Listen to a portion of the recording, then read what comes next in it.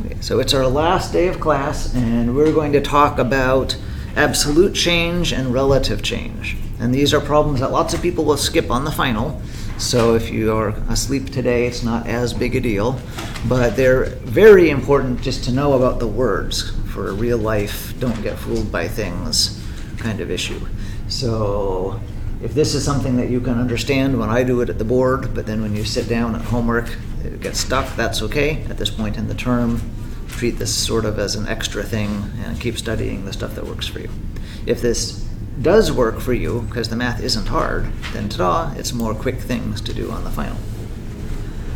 Okay, so the problem, as often in this business broad topic, isn't the math, it's the English words. We have change, and there's lots of change, and there's formulas that are almost called the same thing, but not quite, and not everyone uses words in the same way when we're talking about as likely or comparatively likely or things like that. So try and separate out the words in English from the math task that's happening as we go.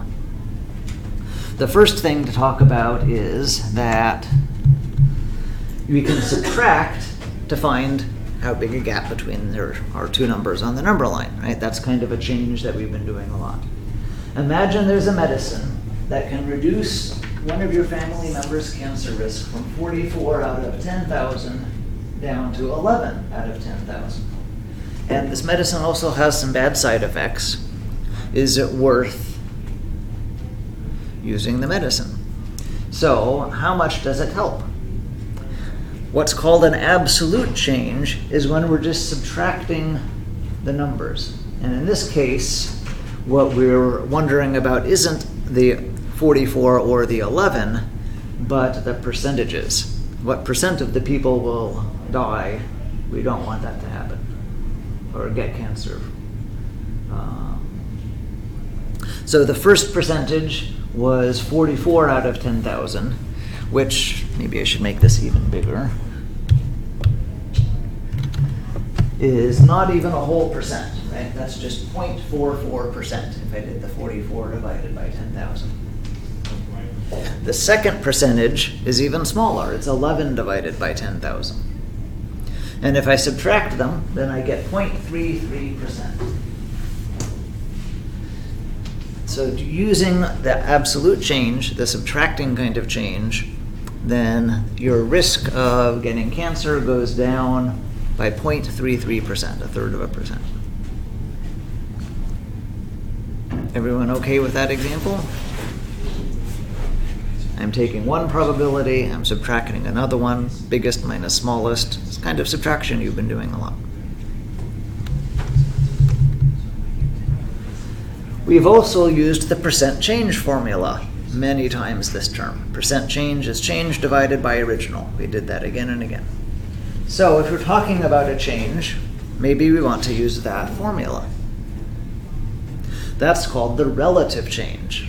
And I don't know why absolute means subtract and relative means percent change formula, but I didn't get to make this up. So the percent change, now we have how much was the change? Well, we just found that last time. That's what we just called the absolute change. What was the original? It was the 0.44% was your original likelihood of getting cancer if you didn't take the medicine. So if we do that, that divided by that, now we get 0.75, 75%. So we divide the old by the new. We divide the change by the original. Okay. The new doesn't show up, except that you need the new to get the change.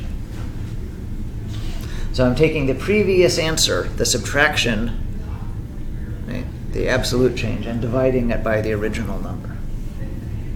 So now we could say that how often you'd get cancer is 75% less. So what happened? A moment ago it was a third of a percent difference, and now it's 75% difference. This is huge. Is the medicine good or not? Is it like do nothing, or does it do a whole lot? I would think it does a whole lot. I think it's relative. So what's happening is that this number is talking about the people who are sort of destined to get cancer. The original is the 44% who are about to get cancer. If you were destined to get cancer, the medicine has a 75% chance of being something you would want to be taking, because it could help you. The previous number was not about the destined to get cancer people, it was about the whole population. Most people weren't going to get cancer anyway, less than 0.5%. So that chance that the medicine would help you just as a normal person in no specific category is tiny, because the issue it's solving was tiny. Does that make sense? Naturally, if you were a part of the advertising company, then you would pick the number that sounds impressive. And if you were trying to convince your family member, no, there's lots of terrible side effects, then you might try and say the smaller number. So that's why this topic is important. Not so much that on Tuesday there's a final exam problem, but no one is lying. These are both valid ways to do math and say, here's the difference between two numbers, here's the amount of change. But whether or not this looks like it does nothing or really helps, picks based on which formula you use. Yeah. Can you scroll it down just to that? Sure. Yeah.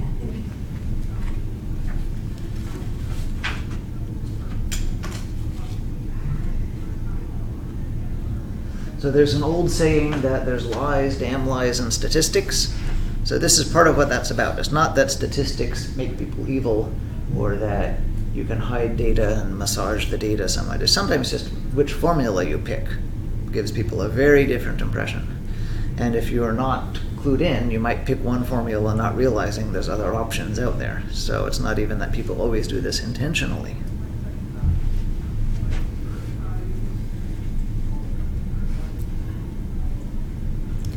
There's also one where you do the new divided by the old. If our English was very careful, we'd say 25% as likely compared to 75% less likely. But again, are people actually careful with how they use English? No. So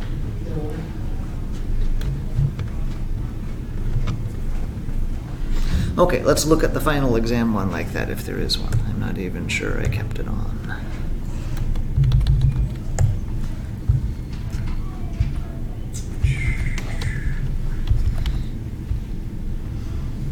Okay, nope, I just got rid of that one. Okay. This one, there are two problems. Our last topic is weighted average. So we learned about the mean when you add everything up and divide by how many. And that works great if everything is equally important. Can you actually go back to the as likely thing? Sure. That one. So I think there must be homework on this one, even if there's not. Test question. Oh, anyway. I was just making sure that's Yeah, this isn't something actually most Math 25 students get. This is something I just stuck in because I don't want you to get duped by commercials. It's worth a couple minutes. Okay, so weighted average is this bizarre thing where what happens when we want to find out the average thing, but things aren't worth the same amount. So the answer is we make a table, and here's how the process works. In the first column of the table, we need just a label. What is the outcome that might happen? And this might be a number, where the sum of two dice is 2. It might be a range of numbers. The delay at the airport is somewhere between 0 and 15 minutes. Or it might be something that's not a number at all. So we're just labeling, what is this outcome? The child is happy, the child is sad, the sum is 2, something like that. Whatever our label is, we're doing math, so we actually need numbers. So we need some value that goes with the outcome of that row. If we're trying to figure out what's the typical delay of an airplane flight, this might be something like how much money we would reimburse the complaining customers, or how many snacks I bring for my fussy kid, or whatever, right? So we need some number that we're measuring in each of the outcomes. Then we have to look at the probability that this will happen. And if you rate it as a percent, that saves you time a little. But for this problem, I'm doing fractions. Then the game we play is in each row, we multiply the value of that outcome with the probability of that outcome, and we get a number. And that's called the product, just because when you multiply two things, we call it the product. The last step of our game is we add up all the products, and that number is our weighted average. In this case, it's not surprising. We all know that if you roll the two dice, then on average you get a 7. That's a different thing than the fact that 7 was the most probable.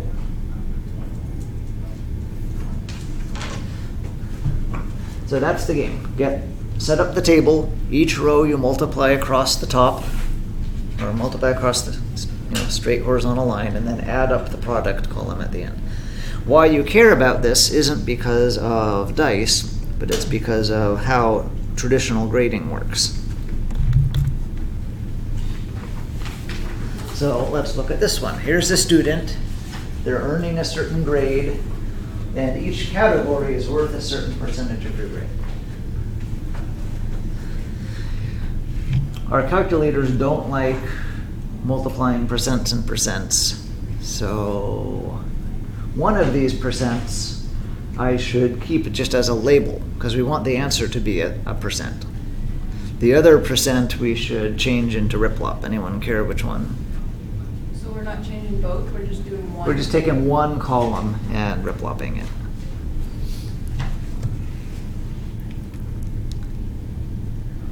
Let's just do the percentage or position. Okay, so we're making that 0.1, 0.2, 0.2, 0.3. I want to start saving things in case it crashes on me. Okay, so I've set up. So again, the game was have the table, the labels, the value for each thing, and the percent chance it happens. Then I'm going to multiply across.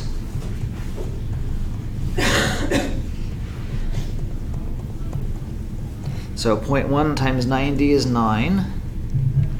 0.2 times 80 will be 1.6. No, 0.9. Here we go. No, it's 9. That's going to be 16. I'm doing my math wrong. Okay. 0.2 times 82. 16.4. 0.2 times 84. 16.8. 0.3 times 79. 23.7. Everyone with me so far? So if I add these all up, what do I get? 9 plus 16 plus 16.4 plus 16.8 plus 81.9. And I get to put a percent on just because the label was percents. So overall, this person is getting an 81.9 in the class. It's amazing to me that people get to LCC and not have this taught to them in high school, because you've been graded like this for years, right? So there you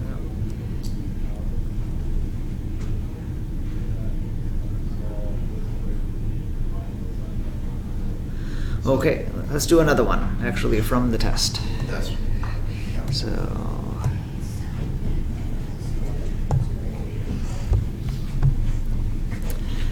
on this problem, it's a little more realistic and hard. We don't know what this student gets on the final. And actually, I'm going to reload the page because these numbers look abysmal. I don't think this student is going to pass. There we go. Okay.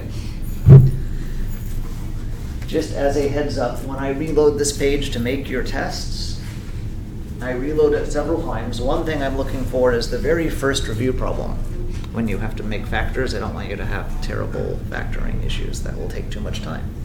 The other is this one, because it often happens that the student just isn't going to pass the class no matter what they get on the final, and that's depressing. We don't want that. So I will reload it until they actually have an answer for 40. Okay, so this student wants to know, my final exam is tomorrow. What do I have to get? And they want a 77 for some reason. Their grandparents will take them to Hawaii if they get a 77. Who knows? Whatever. So what do they need to get on the final to get a 77 on the class? So exactly like before, we're going to rip-lop one column.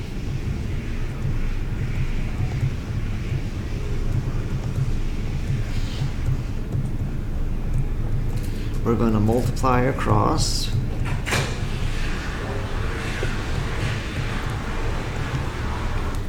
$78.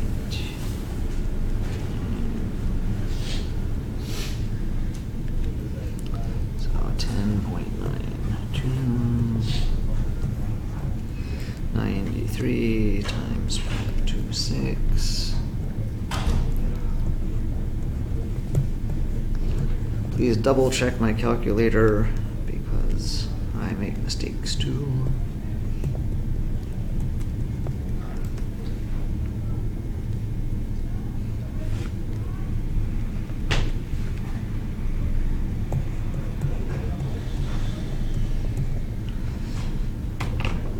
Okay.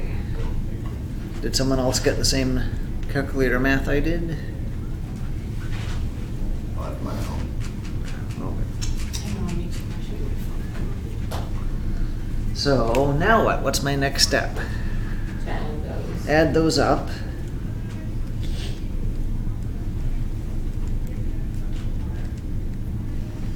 So just this amount is 52.78.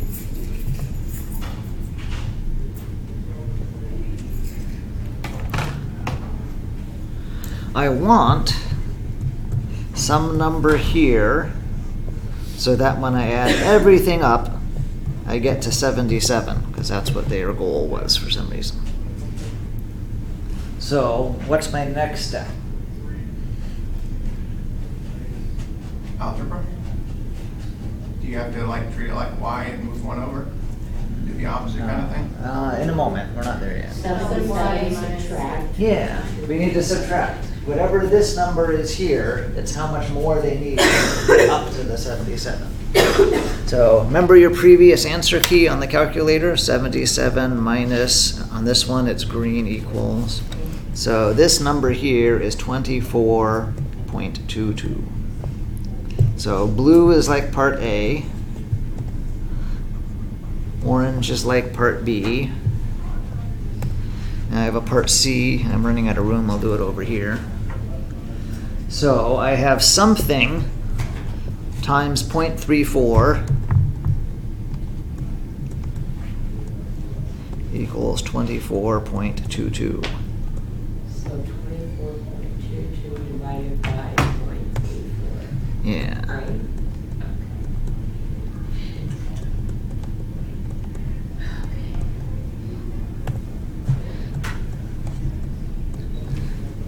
So divided by 0.34 gives me 71.23. So they're, I'm just going to say 71%. So they have to get 71% on the final. That was too much work for just one problem on the final exam. So at the bottom it says, by the way, there's 41 questions. How many problems does the student need to get correct? So I'm just going to take that 71% from last time.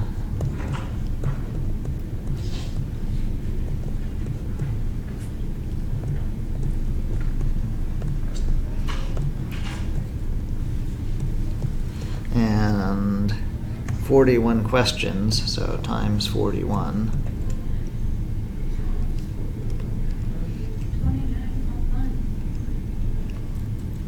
So about 29.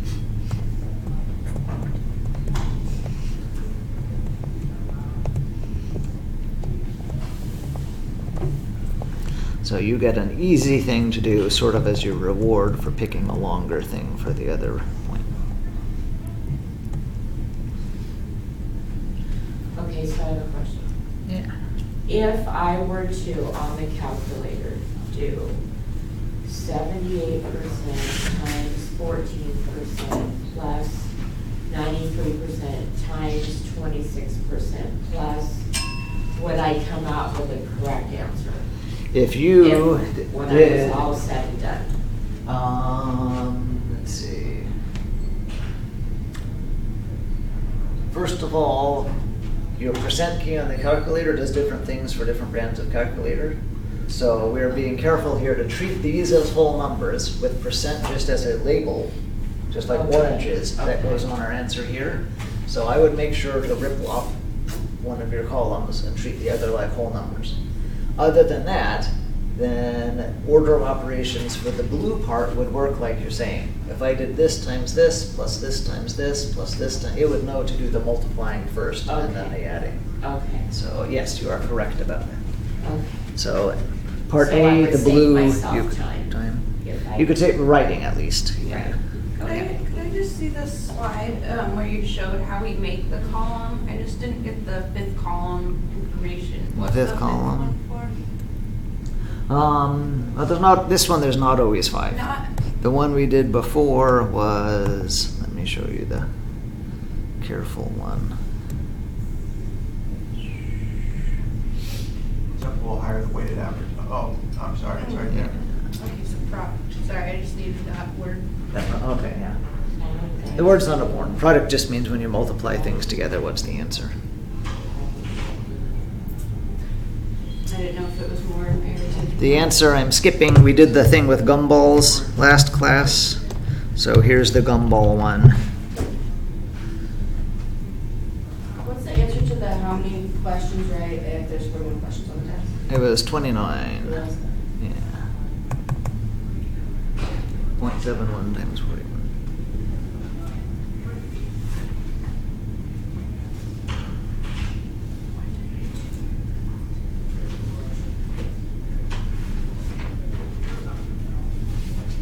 I have to organize stuff 'cause this is way- There's one more example. So Billy goes to the grocery store. He takes 3 pennies for his gumballs and he wants a blue gumball. If he gets one the first time, he stops. He's happy. If he doesn't, he puts another penny in. If he gets his blue gumball, he stops. If not, he'll put his 3rd penny in and maybe he's happy or maybe he's not, but either case, he's out of money. So remember that gumball chart from the previous one, that's where we got these probabilities. If not, that's okay, just there's probabilities. So in this case, the label, blue on first try, no blue, then a blue. First 2 are not blue, the 3rd is a blue, or he doesn't get any blue. The value is how many pennies he has to spend, and both of these are 3. The probability, looking up at that other chart from yesterday that I'm not going to waste our time looking at, but you can count. There was 9, there was 6, there was 4, there was 8. Multiply across, add them up. So he's going to spend on average 2.1 cents each trip to the grocery store trying to get his blue gumball. He can't ever spend 2.1 cents. Right? He's going to spend 1, 2, or 3. But if he does this a gazillion times, on average, he's going to spend 2.1 cents. So this happens all the time. You might care most about grades, which is why that's what's on your final. But if you're a farmer caring about rainfall or all sorts of things, then what's the expected value of this?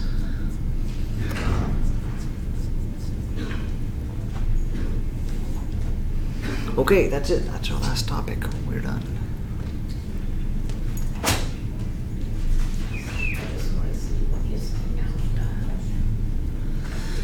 So for the rest of class, I'm going to pause the recording and you work together. We have a printed out practice final. You can compare your big issues. You could talk about book report things, whatever you need to do to get as ready for Tuesday as possible.